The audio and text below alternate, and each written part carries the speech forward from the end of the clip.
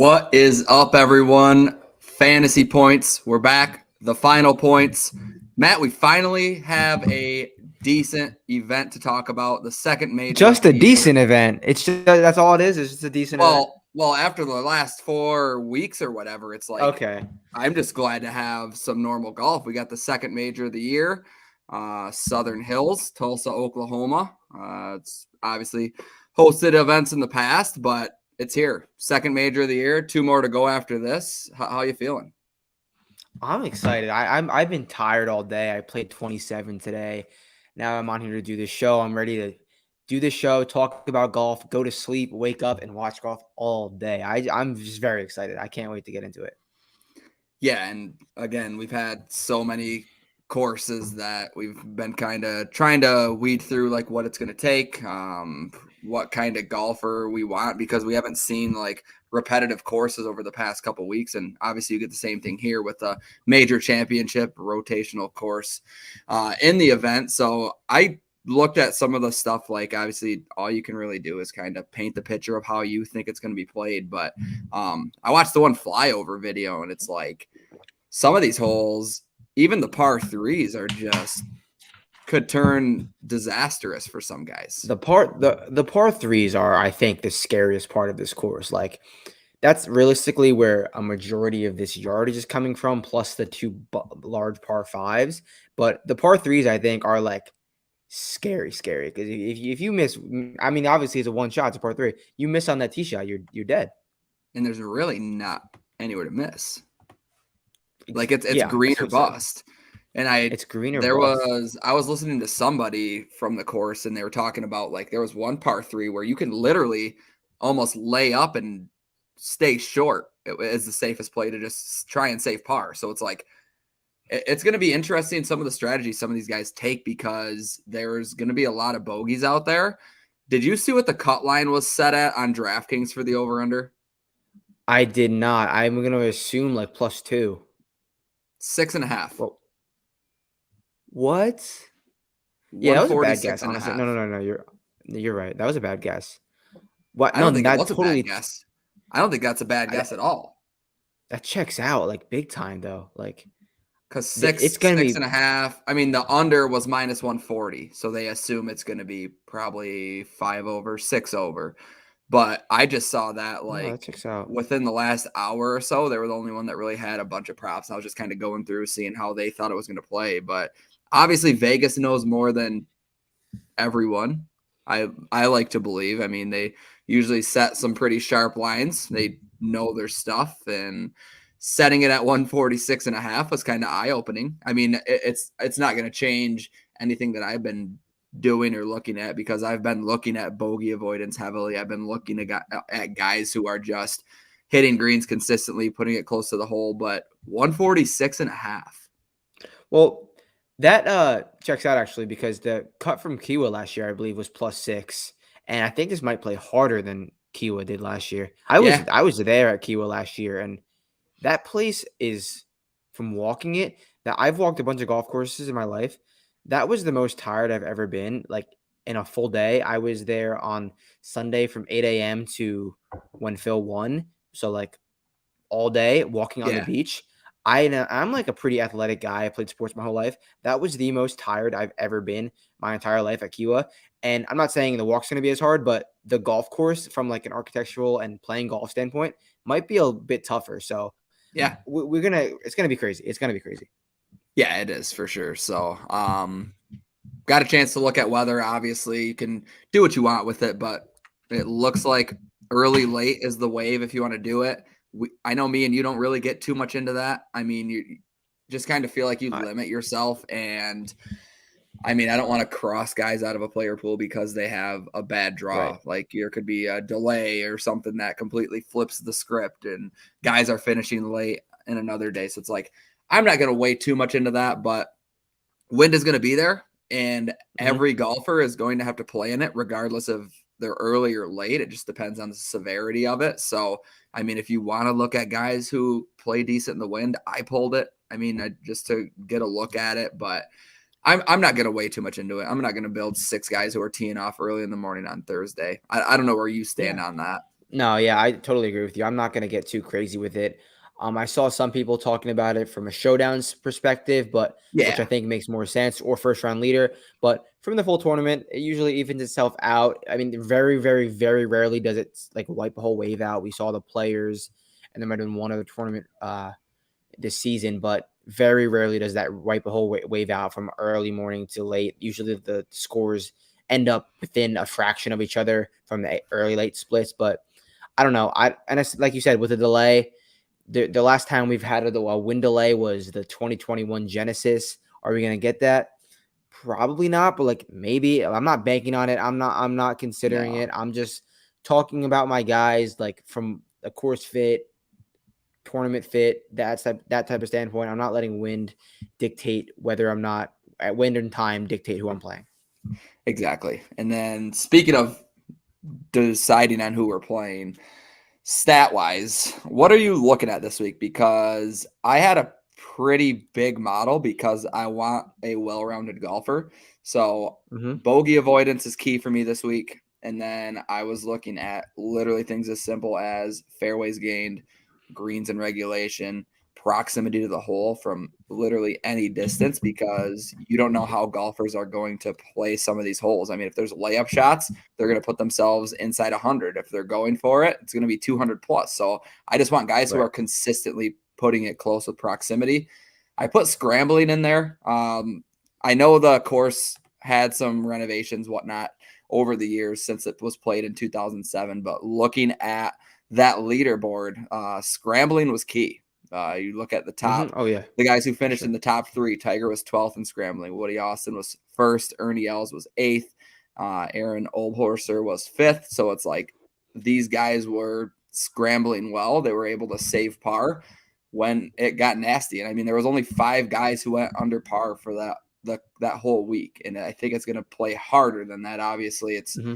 15 years ago. You can't look at that too closely.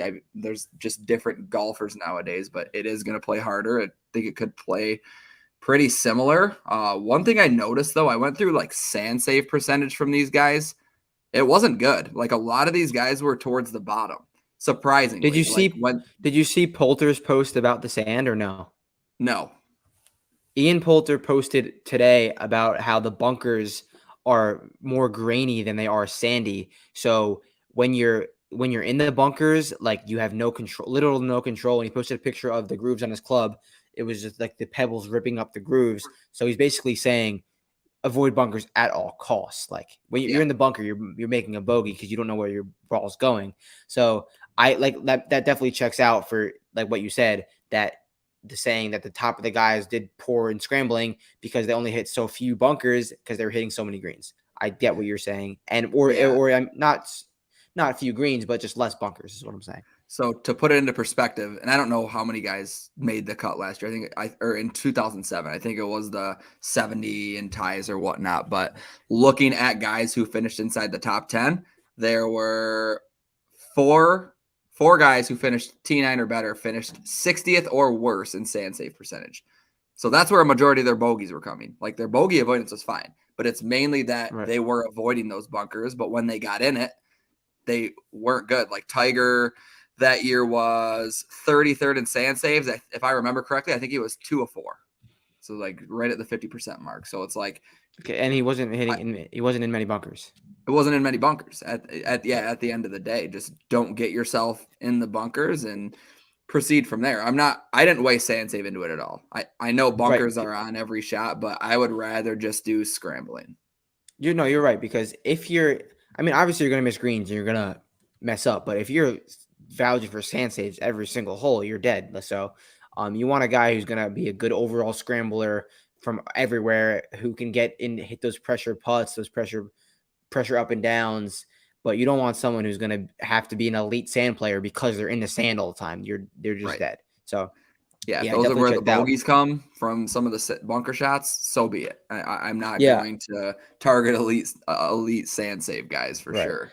I went a little heavier on driving accuracy than I think the public did because we only know so much from about this course, and like from a stat point, everyone is touting and saying how generous it is off the tee, and which it is wide off the tee. I mean, a little bit less generous than Augusta. But the thing is, this wind's going to be blowing, and if you are in the rough by any means, you're going to get very dramatic lies. Either going to be big jumpers or you're going to be dead, like deep in the Bermuda. So, like you're not going to be really too far in the trees if you miss line, but you're going to be in rough if you miss the fairway. So I went with driving accuracy because everyone is kind of disregarding driving accuracy. I know there's been quotes from players saying it's a bomber's course, but I want someone who is playing out of the fairway consistently. So I went with that narrative pretty heavily to differ myself in the DFS standpoint. And I think that could find me an edge if everyone's going toward for just the ball striking bombing thing. But we'll see how it pans out. But I really think that accurate drivers may have a pretty like a decent chance this week because you don't have to be crazy long with these firm and fast fairways. Right.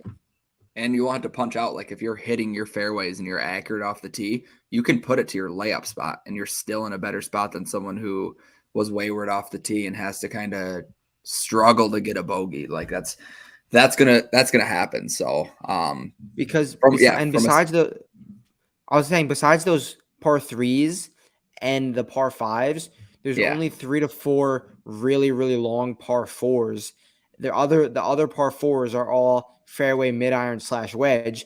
And then the par fives, none of them are reachable in 2. So you're hitting a wedge on that hole too.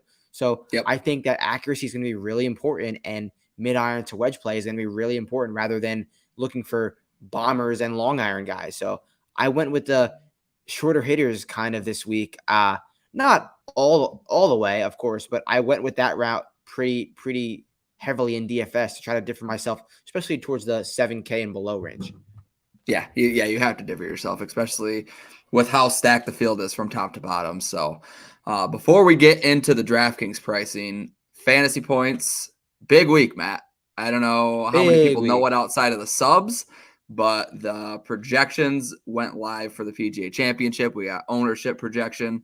We're going to throw some of that out there. DraftKings salary and projection, FanDuel salary and projection. It's just nice to be able to sort these things out, see it right in front of your face. I mean, getting the ownership in general is huge. I mean, we're going to be going through this throughout the show and using that as our ownership projection and what guys are going to come in at. And it looks pretty good on first look. And it's a really nice looking projection table we got. Yeah, it's fun. We talked about it last week, and I looked at it this week, and it was pretty on point at least from my eyes. I didn't have to go in and make any changes and tweak with it because I like what we have. It's going to be fun going forward. I can't wait to use it more. Ready to get into the pricing? Oh yeah, let's get it. Let's do it. 10K range. Well, 10 and 11, I should say, because almost half the guys are up in the 11s. We got Scotty Scheffler, number 1 golfer in the world at 11.4, followed by Jon Rahm at 11.2, Justin Thomas 10.7, and then Colin Morikawa and Rory McIlroy closing out the 10K range. This is fairly straightforward to me, Matt. Very. It's pick your poison. It is, and I'm all in on the guys on the left. And I'm basically all out on the guys on the right. And that's just the way that I've kind of proceeded through the week. I don't want to say I'm completely out on Rory more than I am Morikawa, but Morikawa is my fade from this range. I don't see myself getting to him too much. If I had to kind of go off of 2 guys, I mean, for me, it's Rahm and JT. And there's nothing against Scheffler. Like I don't enjoy fading him, but 11.4. It's like I don't have to sell you on Scotty Scheffler. I mean, I was just gonna say that exact quote. I was just gonna say I don't have to sell you on Scotty Scheffler. You don't really have to sell anyone on any of these guys. I mean, maybe the bottom 3. I mean, given what Rahm's done recently, it's like I just feel like you sacrifice a lot in your last 5 spots if you do go above 11. No, right. I totally agree with you, and I went with the bottom 3 in this lineup, and I love the bottom 3. I went with my highest owned guy is Justin Thomas and Rory. They're 45% and 40 as of now in my player pool. I love Justin Thomas. He is, I said last week, the best player on the tour who doesn't ever win this year, and that's you can't really argue that. His form is immaculate. Yeah, we'll keep saying it, and he's gonna win. Obviously, I bet him this week. I just love Justin Thomas. Everything is amazing. He's a very accurate driver of the golf ball. And my thing on Justin Thomas is when he gets to these, we saw him almost win last week at Byron Nelson. He made a charge. We saw, and he got off to a slow start. I think on Thursdays and early in tournaments, you see all the highlights of Justin Thomas hitting those crazy draws, those crazy awesome cool shots. But when you're at a straightaway, like hit the shot and then hit your irons better than anyone in the world, he tries to do too much off the tee, do too much with the irons. Like, just be the golfer you are. You don't have to be fancy and you'll win. And that's what he does from Friday to Sunday in all these events. Now we're heading to a spot where he knows he can't mess around, I would hope. And he just plays his game. It's his to lose, I think. Like, I don't know. I think the ceiling is so high for him. He's got a world-class short game.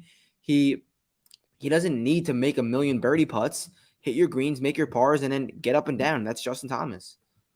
And I'm not discounting Scotty Scheffler by any means, but when you can drop off $700 in an event like this, and I know the pricing's soft, and you can like as many guys as you want in the 6K range, like, feel free. I do as well. Right. But when you get $700, like, that's the difference between like a guy you're okay with and a guy that you're very confident in, because I wouldn't say Thomas and Scheffler are that far apart. I mean, they are. I mean, given form, sure they are, because Scheffler's won 4 times.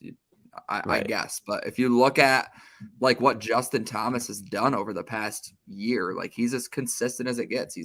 Hasn't missed a cut since last year's PGA Championship. 21 straight events where he's made the cut. 10 top 10s in his past 15 events. It's like he's just always there. He's gained strokes on approach in every single event over the past 11 months, which makes sense if you're considering how many cuts that he's made. And the one thing that kind of stuck out to me, his scrambling's been great and his bogey avoidance has been just as good. Like, over the past 3 months, he's top 5 in the field in both of those. I think he was 3rd in bogey avoidance, 4th in scrambling, or one way or the other. But it's like, he's an amazing things that I'm looking at. He has an immaculate short game, and we know the putter is streaky. It's kind of heating up. He putted good last week on this very similar surfaces. So I love that. I'm happy he played last week. I'm happy he looked awesome. I probably would have liked him even if he didn't play last week, but he hit the ball awesome, and his ball striking numbers are just stupid. And he doesn't have to make a million birdies. Fairway green, do your thing, Justin Thomas. You don't have to hit these stupid, crazy slinging draws on every single hole. Just do your thing, and you'll be fine. But I'm very high on Justin Thomas. When I kind of sorted by wind as well, he kept popping up as a guy in my model who plays well when the winds do tend to pick up. Strokes gained approach when it gets windy over the last 2 seasons. So 2021, 2022, Justin Thomas ranks 3rd in the field. Just like I said, checking every box in terms of what I'm looking for this week. I'm always on Justin Thomas, so it's hard to not be biased, but it's like, I just feel like this is the place for him. I feel good about it. I feel good about the 10-7 price tag. As much as I like Rahm, as much as I like Scotty Scheffler, just the discount that you get, $500 off of Rahm, $700 off of Scheffler, I'm willing to take my chances. I got a 25-1 on Justin Thomas also, which really? It was like, yeah, Bet365 had it boosted last week. And I knew I was going to bet him anyway. I was like, this is crazy. Like, I'm just betting this immediately. Yeah, 25-1. It was a no-brainer. So that was that was the first bet I made. So I just, for all the reasons we've already said. So that was a no-brainer. I love Justin Thomas. I love him in DraftKings as well. I'm a big fan of his personally. So yeah, I'm going heavy JT this week. Who else you on here? Because you said the bottom 3. So Morikawa, Rory. Yeah, so I saw Rory on the card. Yeah, Colin and Rory I like a lot too. Colin is a lot. I don't have Colin in DFS as much. I have him in one lineup and out of my 20, just because I think I like Rory a little better. Excuse me. So what we saw from Rory at the Wells Fargo was really encouraging. And I said how important it's going to be with those mid irons and wedges, as opposed to people are thinking maybe long irons. I think the mid irons and wedges are going to be really important. And Rory's kind of struggled with those in the past year, but we saw him at Wells Fargo. He was dialed with those clubs, like absolutely dialed. So I don't want to miss out on a chance where Rory's in a peak iron point of his career, because we know he really kind of does it with the driver and then making a million putts. That's how he won the CJ Cup. But we know he's going to gain with a driver and probably the putter too. When he's gaining ball striking, like with the approach too, he's vintage Rory McIlroy. He's crazy scary. We saw him hold out at the bunker. The short game is there at the finish off the Masters. I think the vibes are high. I think Rory could do it. And then with Colin, the driving accuracy thing, that's just a complete accuracy thing. The wedges, he's arguably the best player from 100 yards in the whole world. Maybe Justin Thomas. So that's why I like Colin Morikawa as well. I got Rory 19-1 and Colin at 22-1. I went heavy up top. That's over half of my card. And I went heavy Rory and DK, heavy Justin Thomas and DK, way overexposed. I could go more Colin Morikawa, but I just like the other two guys better. So that's where that's where my head's at for that range. And what are you thinking on those two guys? Are you not really too high on them? Kind of have to make some decisions. We've said it every single week. You have to find something against someone in the 10K range because, like you said, if you're playing 20 lineups, you can't evenly distribute these 5 guys throughout them because you're not going to gain anything. I mean, you're not going to gain anything at all. So I was looking at Morikawa, obviously an elite ball striker, long approaches. He's going to be fantastic. We saw him win here 2 years ago, a T8 last year. So the PGA Championship setups obviously fit to what he's able to do. But just looking at this course, for me, it's just the poor performances as of late on and around the green scared me off a little bit. I'm not going to lie. Like Valspar, dead last in strokes gained around the green. He had like a 55% scramble rate. He's lost strokes up to the field in 7 of his past 9 events around the green. And these guys aren't going to hit every green. I mean, Morikawa is going to do it with the best of them, but I plan on guys having roll-offs or missing far, missing short. Like these greens are small. So just the fact that he struggles and can struggle so poorly around the green was enough to scare me off at this price point. That was really all it came down to. That's very fair. It's either amazing or horrible with Colin around the green and with the putter. And just got to hope if you're playing him, you got to hope it's there, obviously. But that's one reason I didn't go 100% Colin. That's why I went very light with him in DFS. And I know it's only $400, but if he was 10K flat, maybe it's a different story. But being so close to JT, I just couldn't pull the trigger on Colin. Rory, more of an ownership thing, right around 20%, I would imagine. I mean, our ownership projections has him at 23.23%, which is the second highest. I think he's going to be top 5 at that 10K flat because I think a lot of guys will either start with Rory and work down, or they could do a stars and scrubs and pay up for Scotty or Rahm and drop down to Rory as their second guy in. I mean, I think he will be pretty highly owned. He rates out well for me. It's Rory McIlroy, but it's like, I mean, last 12 rounds, he's 99th in the field, strokes gained putting, 99th in fairways gained. I'm not looking at putting too much, but I don't know. There's just a couple guys in the 9K range that kind of have my interest over Rory at 10K flat, which is a good price. Yeah, no, definitely a good price. And like you said, you could start with Rory and make a more balanced build, or go start and scrub. Instead of making a core this week, core 6, because I've been getting consistently 4 out of 6s, and the 4 are finishing high, but it's not enough because the core is only hitting 4 to 6. I made 2 cores this week in my 20 max, so I spread myself out a little more. Half of them started with JT, half of them started with Rory, and then obviously there's a few lineups with like other pivots, but I started up there. So I don't know. I went, so it's 45% JT, 40% Rory.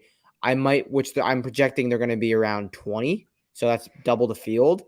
Colin I think is going to be the lowest owned out of those, which makes sense. So I think I'm at 5% Colin, maybe match the field, get him to 10%, like maybe one other spot, but we'll see. I think these two, JT and Rory, are my 2 favorite. And you're thinking Scotty and JT?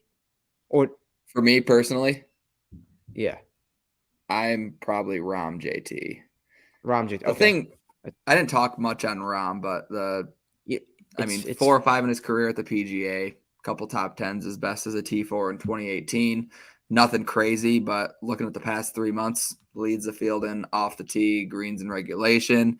And he's really doing it off the tee with accuracy, which was kind of surprising to me. It's not totally out of pocket for him, but he's just been so much more consistent off the tee. It's something you talked about. He's just really weeded out those like extremely inaccurate off the tee rounds, which is a good thing. Over the past 2 years, Rahm rated out as my number one golfer in my model on difficult scoring courses.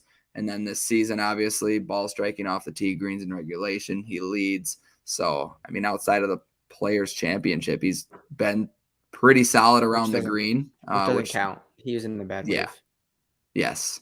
So, no, I like your heads up. I like Rahm too, but I don't know. But I was gonna ask you. So JT Rory, 40%, 40%. Do you have anywhere you're doing a Stars and Scrubs? How many do you have both of them in? Zero. I have full fade Scotty and Jon Rahm. I'm honestly more scared about Rahm because we've kind of faded Scotty together the last X amount of weeks, and like I've dealt with it, and like I know how that feels.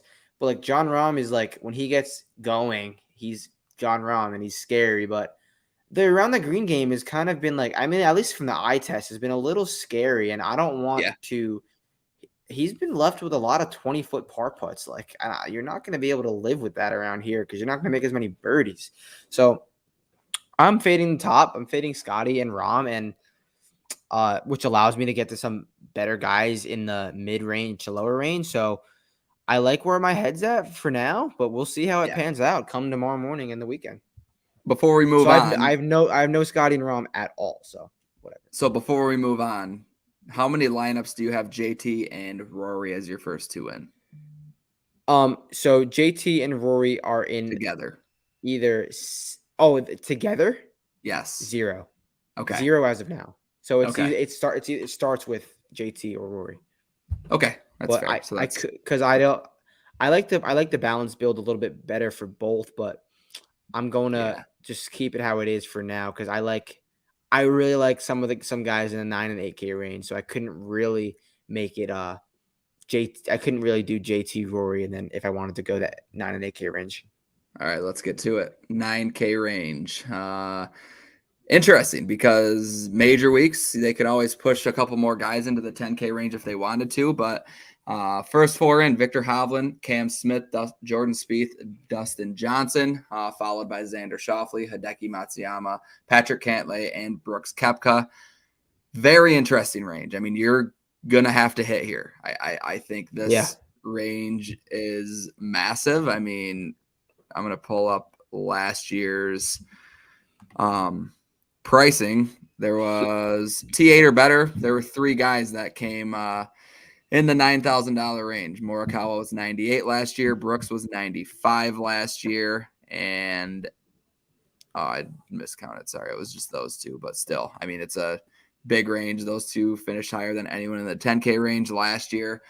For me, it starts with Victor. And I know I just slammed Morikawa for the around the green game. But $9,900 Victor is very intriguing to me. Rates well on tougher courses. He plays fine in the wind. Looking at the stroke gained approach in windy rounds, he ranks 7th in the field.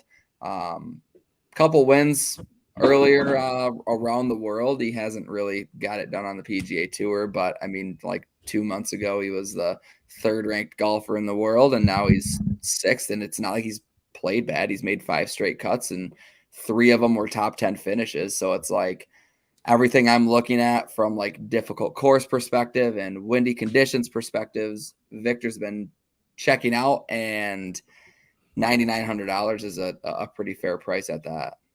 Yeah, I was so high on Victor at Augusta, and I know the around the green game is there, but I was like saying there's a way to avoid that if you're gonna hit all these greens and have minimal chips, which he can very well do. He's one of the best iron players in the world.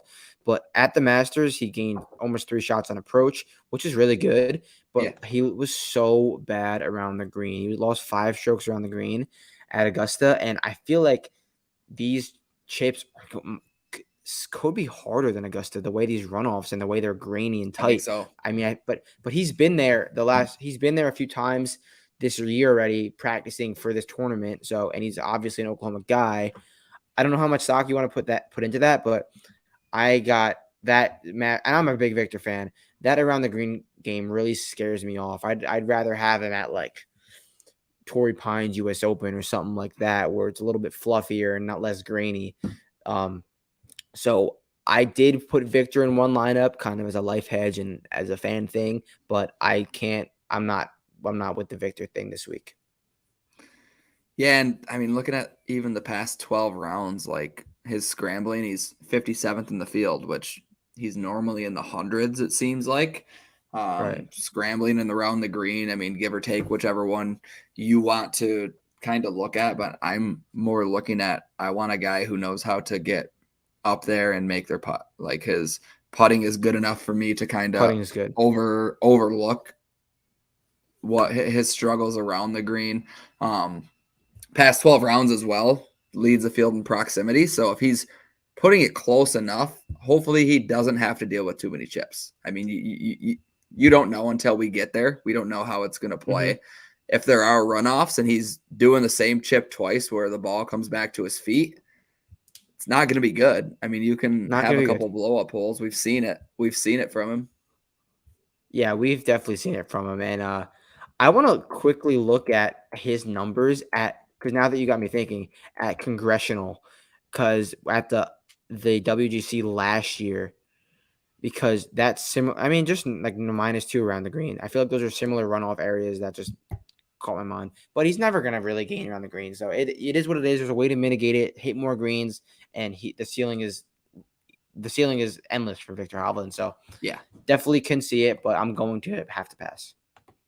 And right now on fantasy points projections, they got Victor Hovland coming in sub 10%. He's the first guy coming in under 10%, above $9,600. So Spieth to Scheffler, Victor is coming in as the lowest owned at 9.69%. I think the around the green thing is scaring a lot of people off, and it's not like it shouldn't. Rightfully so, yeah. If you can kind of overlook that and see if you can get it done, I mean, you don't win that many tournaments by like screwing up chips that bad. Obviously, it's a flaw in his game. I think he understands and embraces that, but I'm on at $9,900. Where do you stand in the 9K range here? So is Victor Guy in this range? Vic's my guy in this range, yeah. Victor Guy, okay. My guys in this range, my heavy guys are Jordan Spieth and Hideki Matsuyama. Okay. And no, I'm not scared of the rumors, the neck rumors for Decky. I don't really have to sell anyone on Jordan Spieth. The form is there. No. The off-the-tee prowess is there. He's hitting the driver as great as he has. The PGA Championship Grand Slam narrative is there. He keeps playing amazing. He keeps playing better. The around the green game is there. If I want anyone chipping to save par, it's Jordan Spieth. And believe it or not, in the betting market, I got him at 50-1. Thank you, DraftKings Sportsbook. Yep, they had a 100% odds boost last weekend, and like that was before he went down to 16. I tweeted it out when I did it like last week. 50-1 Jordan Spieth. Like, come on, I couldn't pass that up. So that and I would have bet him at 16-1. I would have found a way to like go somewhere else on my card because I loved him that much. He was going to be my first guy bet, especially since he didn't win the Byron Nelson. So Jordan Spieth, love him. And then Hideki Matsuyama, I didn't love as much as I thought. I love him more than I thought I was going to love him. Rated out first in my model this week, and what we saw at the Byron Nelson was so intriguing. He was amazing on approach. He is a great short game player. Obviously, the putter is boomer bust, but I love that it's boomer bust. I would rather have him be gaining 3 and losing 3 rather than always losing 1.5. So I love that he has that ceiling.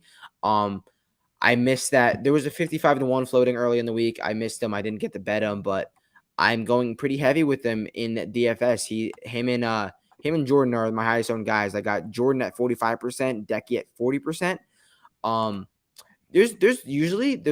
Every week I usually go like 70% one guy, but I just didn't do that this week. I just want to get above like heavy is like double. I want to double the field. So I went 45 and 40 on Decky and Jordan. Those are my guys in this range. Do you think the neck rumors are going to drive the ownership down for Decky a bit? Because I A do. little bit. I think it could more than we think, because I I hope. I was hope seeing so. I really hope so. around 18 to 20%. Our model had him at 21%. I mean, he was gaining a lot of steam until that came out, but it shouldn't be like surprising. Like, this type of stuff has happened before. Like, people have reported this before. Right. Like we saw him. What was that? The players that he withdrew. Yeah. Yeah, so the players he withdrew, but that was that was like a low key report. Not many people knew about that. It was like Japanese media reported. Now this Yeah. is mainstream. Everyone sees it. Um, how bad could he have gotten from Sunday to now? Like he Right. was firing on all cylinders Sunday, and as long as he doesn't withdraw, I feel like if he's playing, he's playing. I'm going 40%, and then if I wake up to a Hideki Matsuyama withdrawals after lock, those lineups are dead, and like I'm willing to take that risk, especially if ownership gets driven down. So we'll see. I'm gonna ride or die with my guy Decky. He's won me a big bet this year at the Zozo. I owe it to him. I can't pull him out now. Yeah, another guy who fares well in difficult courses. The Yeah. model that I pulled over the last 2 seasons, he ranked 8th on difficult courses. Last 2 years, he's 8th. Windy rounds in my model for the last 2 seasons, he was 2nd. Approach when it gets windy, he's 8th. So it's like, it doesn't matter the conditions. It doesn't matter how tough the course is. He knows how to navigate them, and he's proven that over the course of his career. And why change now? And unless the neck thing is serious, which I'm not weighing it into it a whole lot. Seems like you're not, which you just kind of got to go with your gut and roll with it. Golf injuries can mean a lot. It just depends how much you want to read into it. Right. So I've seen a lot of Cam Smith tickets out there. What's your thoughts on Cam? I don't have anything against him, but he just didn't really pop for me this week. I mean, the off the tee, the off the tee game itself, like missing fairways. That is what's scaring me. That's what's scaring me. I don't want to test it with him. I know the form. I know how good he can be. I know how good he is at difficult tracks, at major championships. It's all there. But when you're paying $9,700, you're assuming that he's going to be hitting these fairways and being able to lay up and then getting on. It's like, I don't want to toy with that. Not at $9,700. And you know what? You go ahead. Go. My fault. I was gonna say I'm a Cam Smith hater. All in all, I would say like I don't play him more than the average. I don't play him as much as the average person. Okay, yeah, me early too, on actually. When he wasn't like this top tier guy, I was all over him. Like when he was a rookie, second year, third year. I wouldn't say I have anything against him personally. I just never find myself playing him. I don't know if it's a personal bias where I just have tunnel vision and cross him out every week, but this just doesn't seem like the place. Right. And what's scaring, he was my last guy off of I really wanted to bet him this week. Like going into the week, I really wanted to bet him. He was probably the last guy that didn't make my betting card and / DFS pool. I have him on like 1 or 2 lineups because I think the ceiling is so high. But what scared me off him is the how windy it's going to be and how often he misses the center of the face on his driver. Because when it's windy, when you golf, those misses get magnified. If you miss the ball a little bit and you're slating, you're hooking, it's going to go X amount of yards even further. And you don't want to be in the rough. You don't want to be in the trees here. And I think he's due for a duck hook once a day or like 2 or 3 times a tournament. And that's could be an auto triple bogey in these conditions. So especially when it's blowing 55, you're missing your one toe hook and it could be triple the outcome of what it normally is.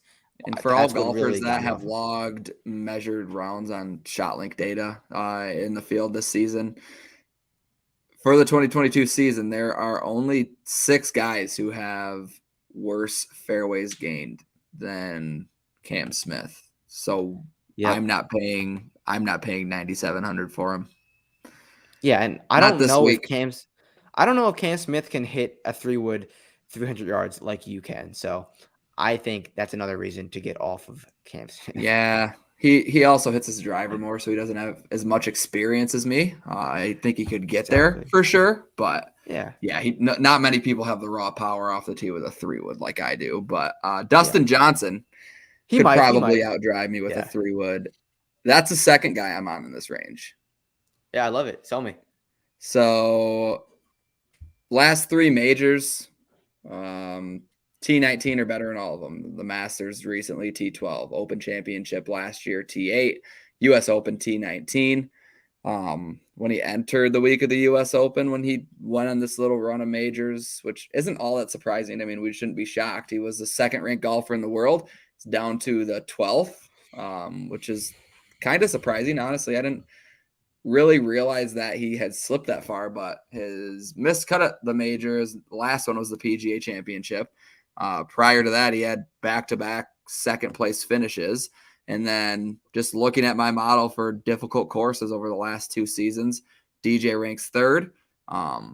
He's pretty good when it comes to bogey avoidance. I think he knows how to navigate this. The little added distance off the tee and just what he is able to do off the tee, I think is worth something here. I'm not looking at driving distance all that much, but I like the advantage that DJ at least possesses. So the main thing for me here, though, Matt, at $9,500 is his ownership. I talked about Victor being the lowest guy in at 90 or 9.69% on fantasy points new projections, but they got DJ at 6.34%, and I really don't think many people are going to be on him. Yeah, I think I'm going to put Dustin Johnson in over Victor in that I have one sliver of Victor. I think that might turn into Dustin because I think the ceiling is for sure there. So we'll It's just see like where I end up with these that. difficult courses, like when I try and like replay some of the past events in my head, like seeing a bunch of guys struggle and DJ just kind of stay stern and like understand what is needed at places like this. I mean, he's seen it all. He's done it all. Like what I said, what he's able to bring off the tee is enough for me to just hop on. He's good at long approaches as well. Proximity 200 plus a season. He's inside the top 12 in the field. But like I said, it's the ownership for me. If I'm going to get DJ at sub 10% at a major, I Yeah. No, mean, you're so right. You're so a right. T9 is good enough. Like it really is. It's a huge advantage if he can come inside the top 10. And I think $9,500 is a good spot, especially based off of how popular Spieth is going to be. And I love Spieth this week. I'm not dogging Spieth by any means, but when you have one of the chalkiest guys, the next guy down usually does see some type of drop off because you're not going to play them both. So if Spieth gets to that 25% mark, DJ is going to be under 10%. I can almost guarantee that. Yeah, I'm gonna go ahead and add Dustin to a lineup. I had zero exposure to Dustin. Now I have zero exposure to Victor. But I made a pretty compelling case against Victor. I really didn't like that chipping. So I'm gonna go with Dustin. I definitely do see the ceiling, but besides that, it's not. I love him, but you gotta make decisions here. I can't go super overweight with him. I can't even go a little bit overweight with him. I gotta go about 5% Dustin. So definitely do like where your head's at though. And speaking What's your how of, you feeling? How you feeling about Xander, real quick? I don't know. I can't figure it out with Xander, to be honest with you. He's in a weird Yeah, spot where he doesn't do anything anything poorly, crazy good? but Yeah, exactly, he doesn't do anything that really jumps out to me.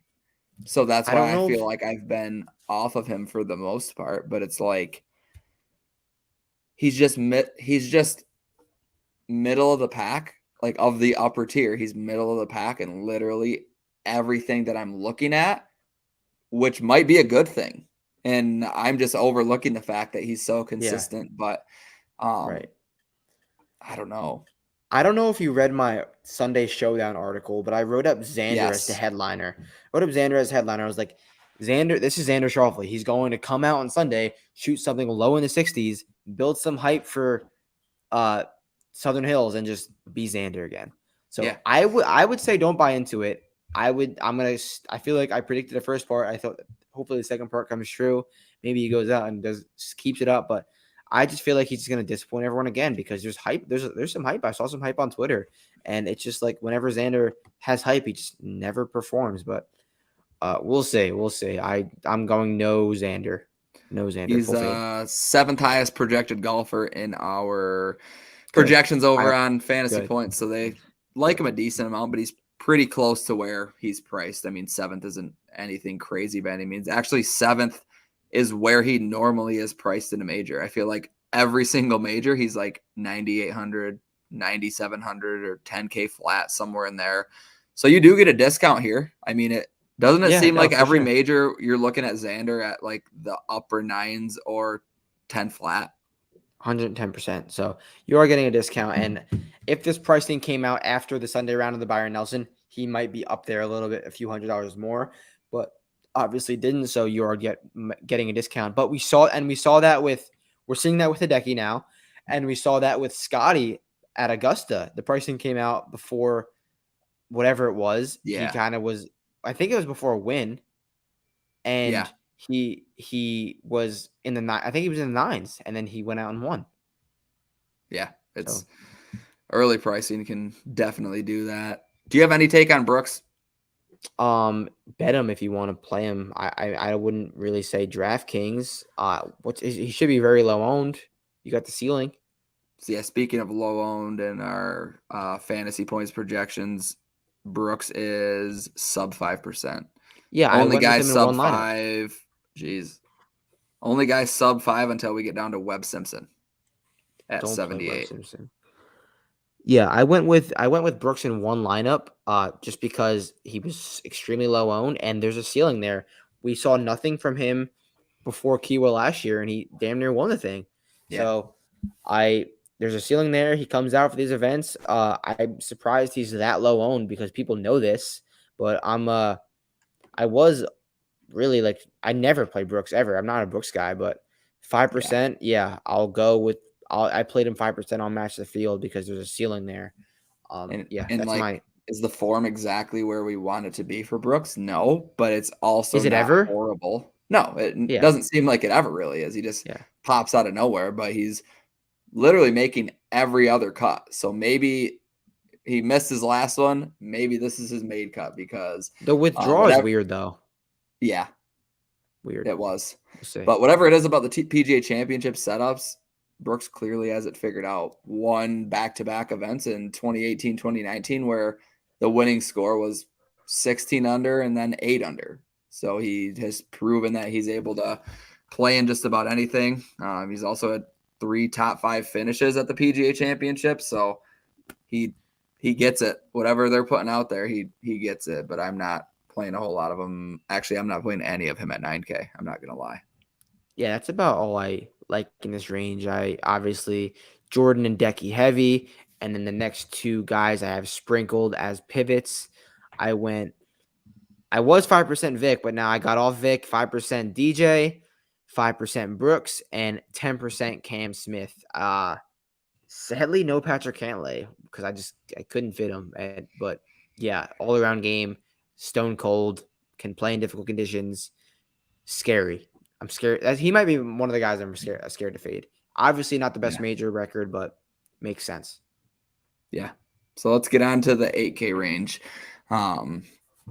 Towards the top, we got Will Zalatoris, Sam Burns, Shane Lowry, Daniel Berger, Joaquin Niemann, rounded out by Tiger Woods, Tyrell Hatton, Max Homa, Corey Connors, Louis Oosthuizen. Bryson withdrew at $8,300. I think you were going to be on Bryson, weren't you? You saw the staff picks. I did. Well, no, I was talking myself into him a little bit today. I was looking at some of the numbers. I was like, 131. Yeah, I was gonna have no exposure to him on DraftKings or anything like that. I was gonna say like, you're asking for me to bet someone at over 70-1. Who is it gonna be? Bryson at 130-1 on a course that is a little bit open and has similar Augusta like greens. I'll take it. You know my Bryson at Augusta take. I'm gonna die on that hill, whatever. Yeah, I wasn't gonna go anything crazy with it. I wasn't gonna sell anyone on it. I just was gonna bet it at 131, like because the staff picks asked me to. But besides that, yeah, nothing from Bryson. I mean, he's not here. Whatever. Next person. So next person, I think you already know where I'm going. Tiger Woods. No, I want to, but Shane Lowry. No. I'm gonna beat the Shane, drum no. until it kind of dies out. It's just like It's I try to overlook it, Matt, and then whatever I'm weighing heavily that week, Lowry just pops up because of how much success he's had this year. I mean, you can date back to whatever you want. He's 8 of 8 in 2022, hasn't missed a cut. He's coming into the week on back-to-back top 3 finishes at RBC Heritage and the Masters. Since the beginning of the year, really, he's been really good in bogey avoidance. Huh? He might win. I know. He might win. I got no Shane Lowry. I've been looking at bogey avoidance like on difficult courses in general, hitting fairways, like across the board. Shane Lowry is doing everything I want from a betting perspective. It's tough for me to get to him at 35-1. I mean, that's a low number when you see Victor Hovland at 28 and DJ at 35. It's like, but he's in that category. You can't push him out of it. He's got 3 top 3 finishes this year in the past, 3 months? Yeah, like he's awesome. Shane Lowry just never moves the needle for me. I don't know why. I'm like, he models out for me too, like weekly, but I just don't. I like other guys better. I just think that similar to Xander, I mean, he does everything good. And like he also does some things great, but it's just consistency. I'm addicted to these guys who are like lights out ball strikers and like who's gonna kill you, who's gonna gain 10 shots on the field with their irons. Like that's like I bet on the ceiling stats, like yeah, which is like it works sometimes, it doesn't work sometimes. But Shane Lowry makes so much sense. Not telling you to not play him. I'm just personally not getting there because I like other guys here a little bit better. So that's where my Shane Lowry thing is. And I guess that'll lead me into my guys in this range, my top 2 guys. 45% Will Zalatoris, 40% Corey Connors. And I talk about this on a weekly basis. Will Zalatoris was one of the most tipped guys last week. And I came on here and said, why? Will Zalatoris does not make 20 birdies. He does. Yes, does not make 20 birdies. You play Will Zalatoris when par is a good score, when scrambling is important, when hitting greens and 2-putting and making pars is good in majors. And we see what he's done in these majors. I'm gonna read. We saw what he did last year at Keyway, finished in the top 10. We saw what he did at the Masters the last 2 years. We saw what he did at the U.S. Open at Winged Foot. It's just. It's there. And if his first win is at a major, no one will be surprised at all. The approach is there from Will Zalatoris. He ranks out 4th on approach from long distance, 7th from his mid irons, 150 to 175, and he's 1st on the entire tour in approach this season. He's actually his best surface is actually bent grass, small gainer on bent grass, but he doesn't have to make a million putts. Make 2-putt and get out of there. I love Will Zalatoris so much this week. I'm so passionate about him. I bet him at 50-1. Thank you, Bet365. And if I could bet one guy, it would be Will Zalatoris, I think. I love him so much. He really touches me. Like I love him so much. He really does. I agree. I mean, we talked ourselves out of him last week at a Birdie Fest, and this is the exact opposite. It's said at the top of the show, the DraftKings odds to make the cut line is 6.5 over or under. Like is he a lock to make the cut? I would like to think so. Should I pull up his odds to make the cut? It's probably not. You're probably not getting a great number. But wait, yeah, what do you like bet that at? Because it is a lock. Like what is the number that you're like, okay, I'll put down money on this. Okay, never mind. Minus 325. Yeah, I was gonna say minus 250. If it gets minus 3 anything, like anything can happen clearly. So it's like Corey Connors at Wells Fargo. Yeah, you're not getting an advantage by betting Zalatoris at minus 360 unless you're throwing a couple grand at it and you're just absolutely love him like Matt Gannon. But I have like that. No, I can't say anything bad about Zalatoris. Looking at everything that I'm looking at this week, I mean, he's third in the field this season in greens and regulation, second in approaches over 200 yards, second in ball striking, bogey avoidance is there. He just doesn't let himself make those bogeys. So Yeah, he's gonna be out of the $8,900, you fairway. could make the case for him up in the nines. Oh, for sure. And like this is a great price on him. He's one of my core guys this week, and I think sky is the limit for Zalatoris. We saw him pop when no one knew who he was. We were back, and even when really no one knew who he was at the U.S. Open at Winged Foot, he finished like sixth. Difficult conditions, fairways a premium.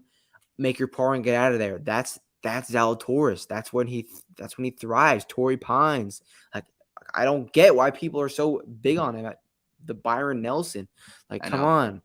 But so we're on the same page with Zal. I love that. And I'll talk about my second guy real quick, Corey Connors.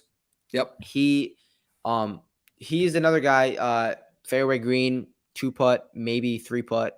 But I said, the driving accuracy thing this week I think is gonna be really important. Corey Connors, great driver of the golf ball, always plays out of the fairway, and he's sneaky long. He's not even sneaky long. He is long.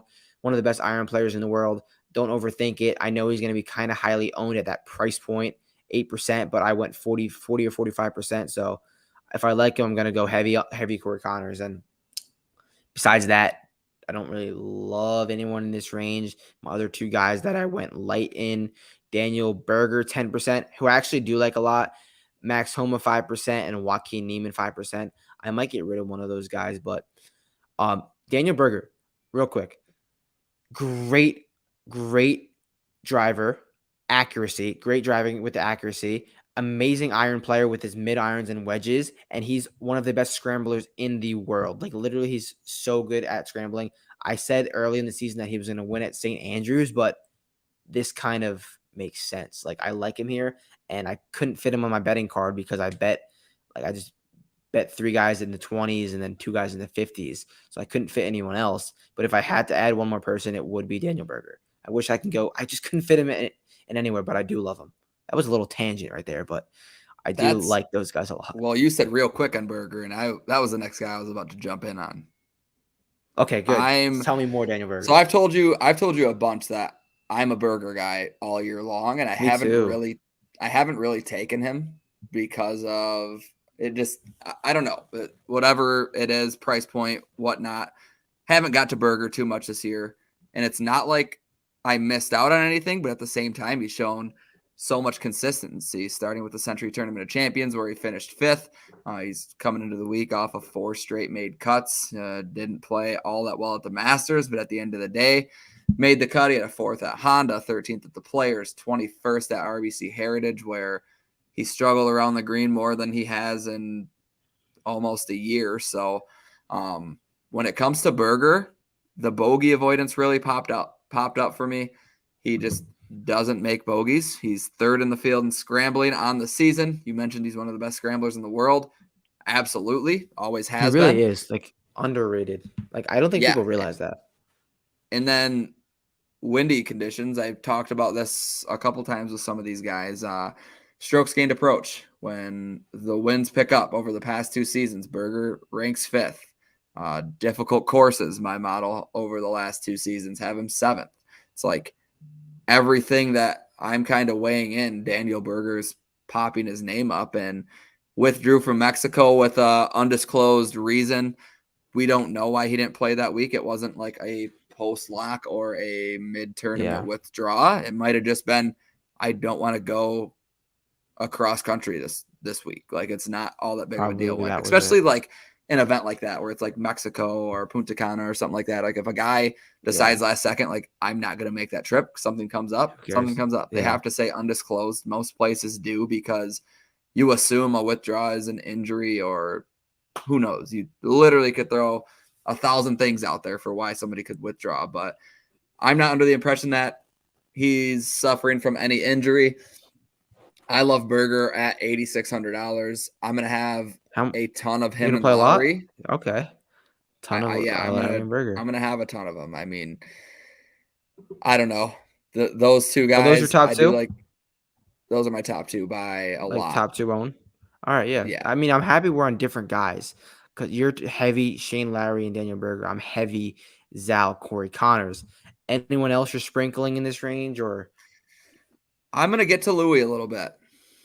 I think I am going to get to Okay. Louis a little bit. He hasn't clearly shown us all that much, but you get Louis at a major, and it's like we 8K, were yeah. paying mid to upper nines for him all of last year. End of It last year, yeah. seems like. I mean, he was second here at the PGA last year. He's had just great finishes like week in and week out. But recently, it's not like he's missing any cuts. He's just not pushing out those elite top finishes. And at $8,000 flat, I don't think you really need to ask him to do all that much. There's a ceiling because at the beginning of major season last year, he didn't really have the craziest form. He kind of just came out and performed at the majors, if I remember correctly, and he Yeah. did in the windy conditions at Kiwa.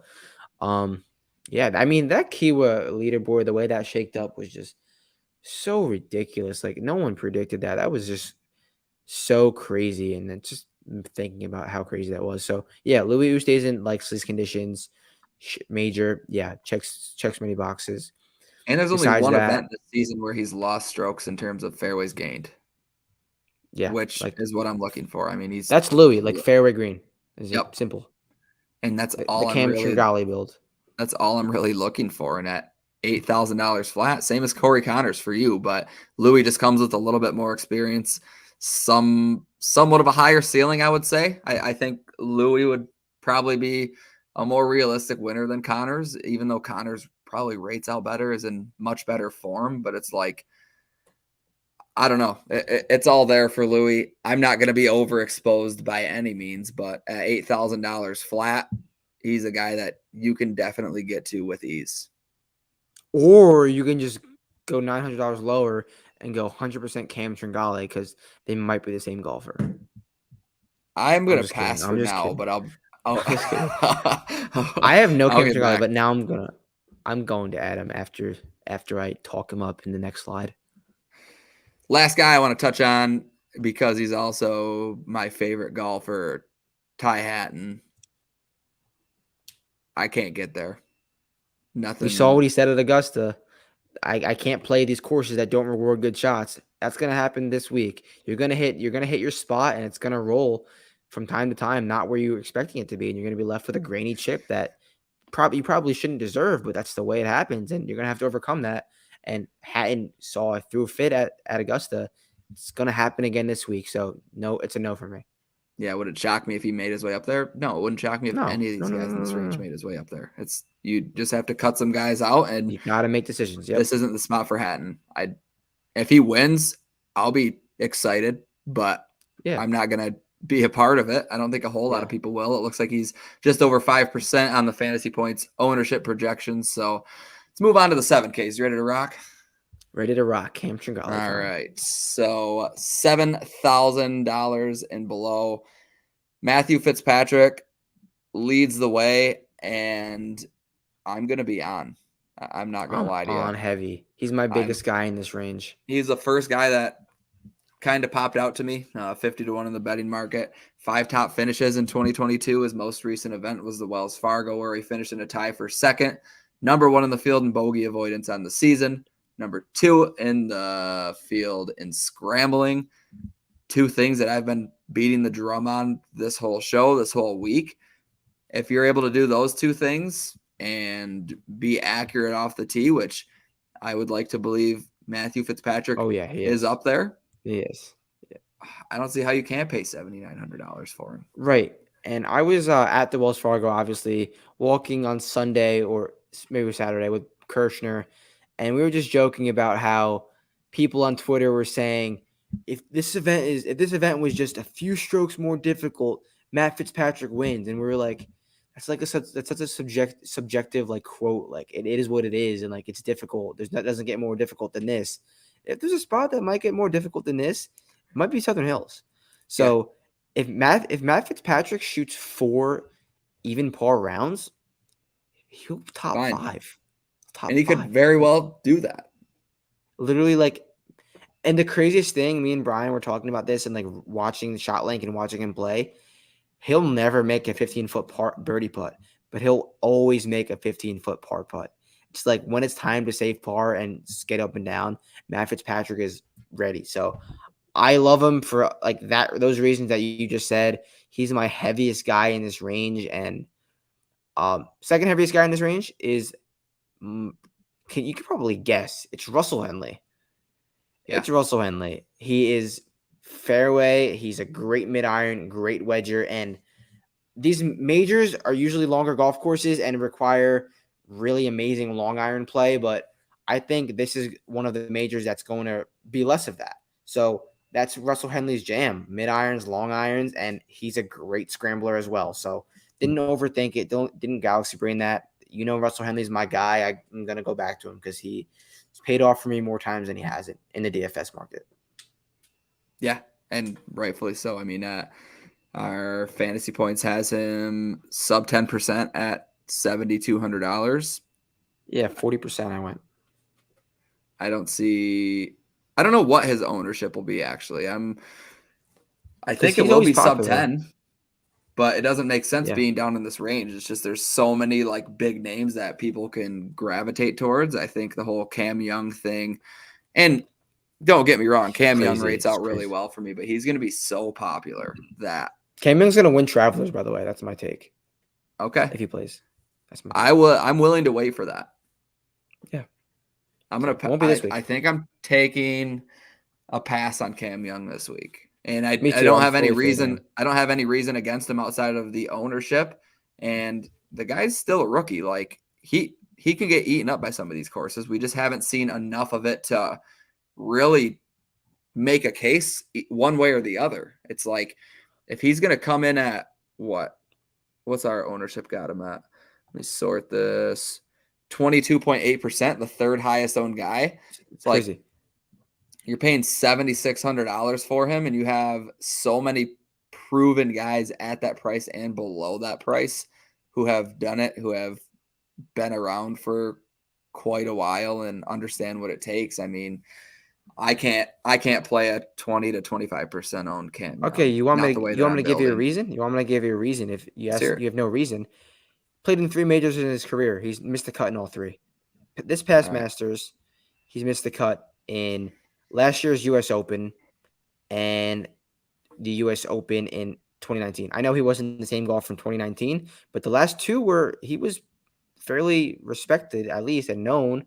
He's over 3 majors. That's your reason. Cam Young, fade 22%. Get real. I don't get that. Anyone else in the 7s you want to highlight before I get down to the bottom range, kind of? Real quick, you know who we also didn't get at all last week? That was 20%. Adam Hadwin. Everyone was so big on Adam Hadwin last week. Missed the cut. We were like, why is Adam Hadwin so owned? We were in the 7s, dead on the guys that we were off. I'll tell you that. Oh, yeah. Sorry, Cam Young. Sorry, Cam Young backers. Sorry, Cam Young. He's dead this week. Anyone else in the 7 I want to touch on? No, I went with 45 and 40. Oh, I said Matt Fitzpatrick, my second guy, Taylor Gooch, 40% Taylor Gooch. Price discount, Oklahoma, driving. No, not the driver. That's not Taylor Gooch. Irons and elite short game.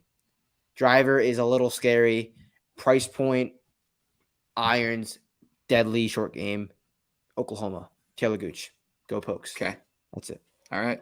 That's enough. That's enough right there. 40%. I'm going to go down to 7K flat. Christian Bezadenhout. It's literally easy. 7 straight cuts made in majors. He's still 67th in the world. 5 straight cuts on the PGA Tour.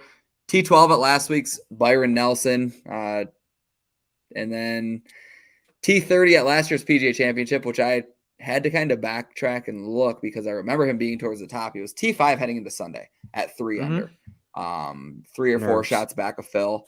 Shot a 77 final round, 5 over, which forced him down to a T30, but an even par round, which is obviously no easy task. But if he shoots even par on Sunday, solo 4th place finish. So he's the anti-Abraham Answer.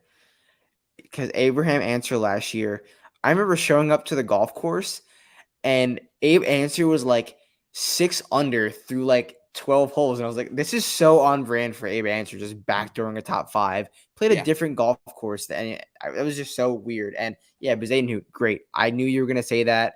I love him too. Just couldn't really fit him as much as I wanted to. I got him in one lineup, but he is a problem on bent grass. He is a guy you play when par is a great score. But we saw him last week make a ton of birdies, which is just obviously it's encouraging, but that should be a great sign because he never does that. If his game's peaking now's a great time for Bez. So I love him as well. I might have to go a little bit more Bez because I have those two guys, Fitz and Gooch, that I spread out in one lineup like a few other guys, like 5 other guys, but I might want to tighten that up to get to because I might want to tighten that up. The only guy I really kind of like, I don't know, Sergio at that price is kind of enticing because he can get Adam Scott also.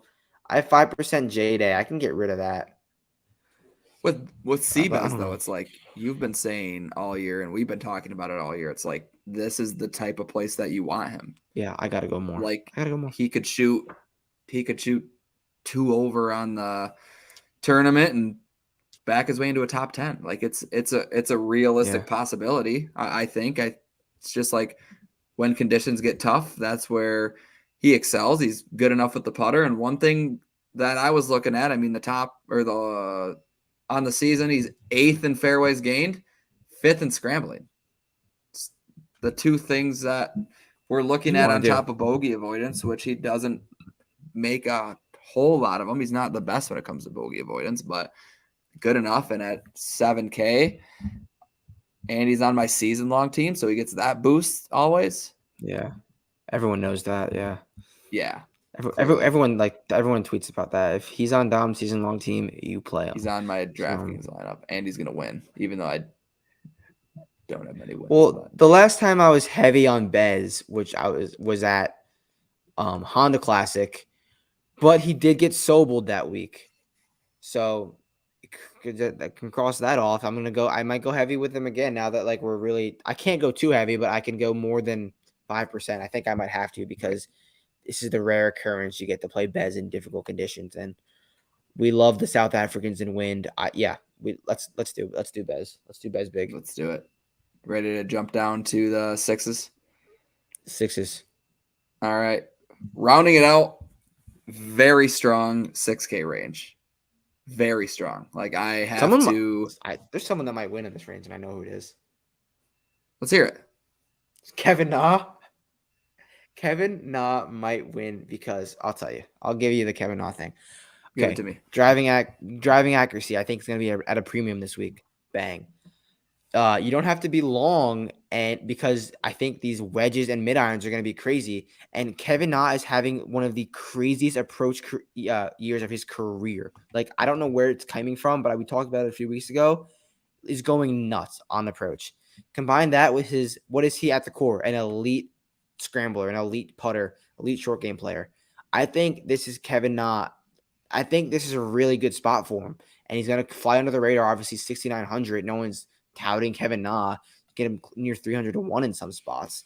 I didn't bet him, but I'm playing him heavy in DraftKings, and I think it's going to be a really, really good spot, especially if those irons stay hot. I know he hasn't played in a few weeks, but what the irons have been doing is just like so outlandish for Na. So I think it's a great spot for Na. I really expect a high finish. So a guy that I put in this range for a winner, he was actually my long shot, 7-1 or longer, and I talked about him last night, but Matt Kuchar. I am not a guy who plays Kuchar a lot at all. No. But down in this price range, he's actually, I don't know if I'm just like not paying close enough attention towards the end of Sunday, but like 3 top 10 finishes this season, 2 inside the top 3. And I was looking at his T12 at Byron Nelson last week. Shot a 64 on Sunday, 4th best score of the day. Hit a ton of greens, hit a ton of fairways. At the end of the tournament, he was number 1 in bogey avoidance. 3 bogeys in 4 total rounds, which easier course, sure. But you don't just lead a field in bogey avoidance without having to save par. No eagles. Couldn't get there in 2, I'm sure. He's a shorter hitter who's probably going to play that to his advantage this week, where he doesn't have to be expected to go for the green and 2. So the fact that he didn't eagle anything kind of makes sense why he was just outside of the top 10. And he was also third last week in terms of total proximity gain. So putting it close on his approach shots. And then just looking at the 2022 season stats as a whole in comparison to the field, leads the field in scrambling, 4th in strokes gained putting. We know that he's strong on the greens, 5th in bogey avoidance, and then top 10 in both fairways gained and par 4 scoring. So across the board, like, Kuchar rated out well for me. And as much as I wanted to kind of overlook it, I couldn't. So he's your heavy guy in this range? He's my heavy guy in this range. Was that tough to swallow? Like, and I know you're not a Kuchar. I mean, it would be tough to swallow A little bit, but I talked myself into it so much, and it was kind of refreshing to have a different guy that I'm heavy on, but literally just kept popping up for me. So it's like, all right, I see it. I don't have any, but I definitely like it. My 2 heavy guys in this range are Sebastian Munoz and Kevin Kisner. Sebastian Munoz, I think the upside is there. I think he's a higher quality of golfer than the price that he's pointed at. Obviously, the game is in a good spot. I listened to his pressers. He thinks he can compete, and that's all I needed to hear, because we know he has those rounds where he goes scorched earth. He's not going to do that here, but if he's going scorched earth with his irons, hitting greens, maybe roll a few putts, make the cut, we're in business.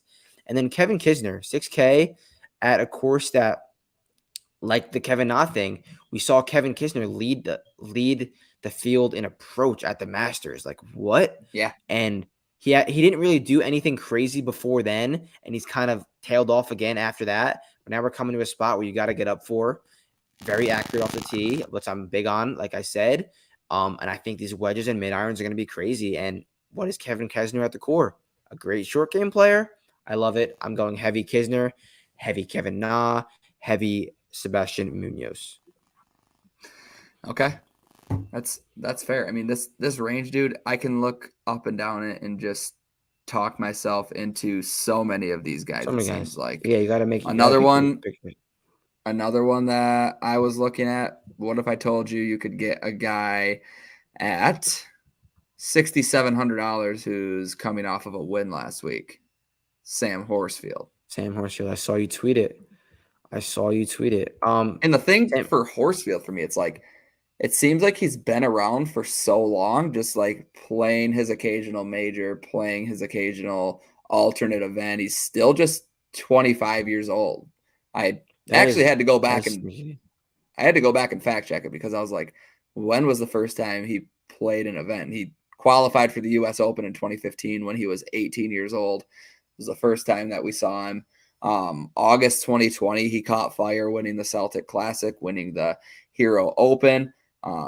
You beat me in our first ever bet when you had him finish T18 at the Zurich with Matt Wallace.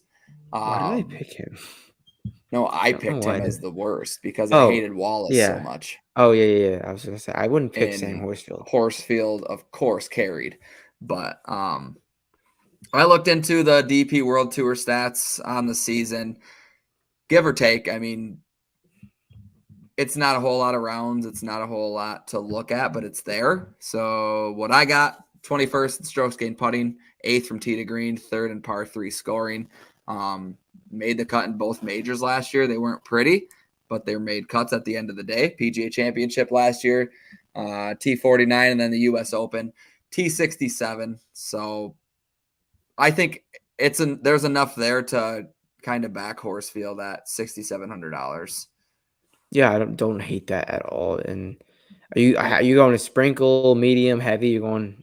It'll be a sprinkle. It won't be too heavy. You always got to kind of consider the whole travel time and coming off of a win and going to a major championship. It's like you don't know where his head is at. I mean, it's not like he's got 10, 20 wins. I mean, he's got 5 or less on the European So are you tour. like Kuchar or bust here in this range, or you got another guy semi-heavy? Okay, you pick a lane, you go on it. I like that. I like that route. I spread it out. I could have went like all Munoz, but I went I spread it out a little bit with Kisner too. So 45. What were we saying, Russell Knox? Keep going. Russell Knox, I'll be on as well. I in love this Russell Knox. range. Driving accuracy Knox. approach. Hang on. Where else was I? Knox, I'll be on. Aaron Wise, I'm not going to get off yet, especially at this price. And then Mito's very interesting because that's another guy that we've talked about wanting when the score is closer to even par. Like Mito's not going to go out and go 25 under at the Byron Nelson. He withdrew with the back injury at the Zurich when he played with Neiman and took them out of that event. But last week was the first time we saw him in almost a month. Was number one in good drives gained, fourth in greens in regulation. And then looking over the past 2 seasons, my model had him as the 5th golfer overall when the conditions get windy. Always a Mito guy. I'll have a sprinkle of him as well. Outside of that, we talked about that. I mean, I always talk. You asked me about Mito last week, I think, and I said, yeah, is even par going to win this? And I like Mito in difficult conditions. I'm on him as well. I'm on him in one lineup. I think I'm going to have to up that because I'm on Daniel Von Tender in one lineup also. He makes cuts at a stupid rate. He made the cut last year at Kiwa. You ever watch him swing a golf club or no? You're not familiar with it? I'm familiar with the Daniel Van Tonder, yes. His golf swing is absurd, but it works. So he made the cut at Kiwa in windy, difficult conditions. And he makes like every cut on like his tours. Obviously, it's not the PGA Tour, so I like it at 60. I think it's 6,300. He's a low sprinkle, and there's not really many guys you can go with lower than that. You can't really get anyone. Can't really take anyone in the 6K range, 61 even. So I like that. It's about as low as I went, and that basically Van finishes it Tonder up for actually me. came in my wind model over the last 2 seasons, which was probably 100% Kiowa, but yeah, 100% Kiwa for sure. Let's see, going down. I feel like there was a couple guys. Matt Hughes, I played a little bit. Ju Young Kim. Okay, he was there last week. 63. He was there last week, and I somewhat considered him. Does a lot on the Asian tour, whatnot. 72nd in the world at 19 years old. I looked at what he did at the Byron. Yeah, 19. I looked at what he did at the Byron Nelson last week. He finished T17. Impressive. Know what you're gonna love? The approach. Nope. Number 1 in the field last week in hit fairway percentage. Oh, really? Wow. Wow. Number 1. Good on him. What is his price? 63.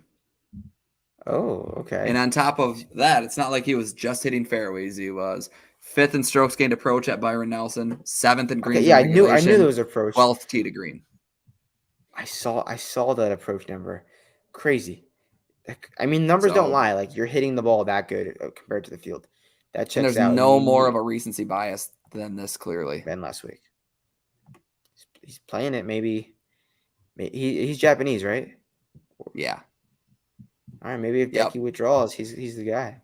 So 46 out of 56 possible fairways, 82%. Imagine that. It's a pretty good clip. It's a pretty good clip. Yeah, I definitely like that. I don't have him, but I could I'm gonna make some tankers after we get off here, and might have to do that. But he'll be a sprinkle for me as well, just based off of that alone. I'm always looking at like the 2 prior starts because even like going on the course like yourself, we're clearly not in the same mental space as these PGA Tour pros, but like if I know that I'm chipping bad and I go out the next day, it's probably still in my head and I'm probably still doing it bad. If I'm confident off the tee, I'm probably going to keep that confidence. Like it's a mental game at the end of the day. So just getting in that rhythm, hitting fairways for Ju Young Kim. Yeah. Hopefully it's enough to carry over. Yeah. I mean, he's definitely not hitting. He's definitely not hitting 300-yard 3-woods, but like who is? Not many are. And not many are. He's hitting fairways. That's all that matters. And we're going to keep banging that drum. I'm happy you agree with me on that. So I think it's going to be a big staple this week. If he's hitting that $6,300, yeah, bang it. Good enough. So your week to pick a side bet. My week to pick a side bet. Okay, I'll keep it simple. Let's go. So you were now 1 and 2. You have 1 win. I have 2 wins, and we have a draw. Yes. I believe. Okay. We will go. Okay. And you can change it up. We don't got to keep going Yeah, I'm gonna. 6K. If Yeah, I'm if gonna. something pops up, we'll roll with it. I got to start preparing for this because we can get Right. such That'd be better crazy. ones. Like, All right, we'll do 7,600 to 7,200 2-man snake draft. 72 to 76. I'll write it down right here. okay, You okay, can have first pick. I'll go first. And oh God, this is a rough range for me. This is sneaky range, yeah. Let me go. You know what? I've struggled in these anyways. So why don't I just take? No, I'm not going to. Russell Henley. Oh, damn it. I thought you were going to say I was something, gonna. Matt Wolf. I'll tell you who I was gonna take. It's stupid. All right, I got snake draft. I got 2 picks. Damn it. All right, I'm going with Taylor Gooch. Taylor Gooch 1, and not taking Cameron Young. And Luke List. Oh, Luke List. All right, here's the guy I was gonna take first. I already talked myself into him in the last 30 seconds. Billy Ho. Okay, I like that. I do like that. Where is he? He's not even. Oh, there he is. I couldn't find him on Wow, the list. no All right. Cam Young. We are all out Cam on Young. Cam Young. He didn't even make it Full in a fade. 2-man Snake draft. All right, Taylor that's a Gooch bad and luck. Luke List versus Russell Henley and Billy Horschel. If you're still watching, let us know who will win that battle. Tweet at us for sure. So that'll do it. That will do it. Obviously, thanks for joining again. The final points. Make sure to head over to the site, get your subscription. You can use my code Cinto22. What's yours? Jers 22? Gannon 22. Gannon 22. So either one, preferably Cinto 22, but whatever one gets you a 10% discount either way. Got the projections out there, ownership, DraftKings pricing, FanDuel pricing, projection on both sites with their scoring. We can always toy with it. There's going to be more to come. Obviously, all the articles, all the content already up on the site. Again, thanks for watching. Good luck this week, Matt. Southern Hills, tweet at us. See you guys next week. Peace out.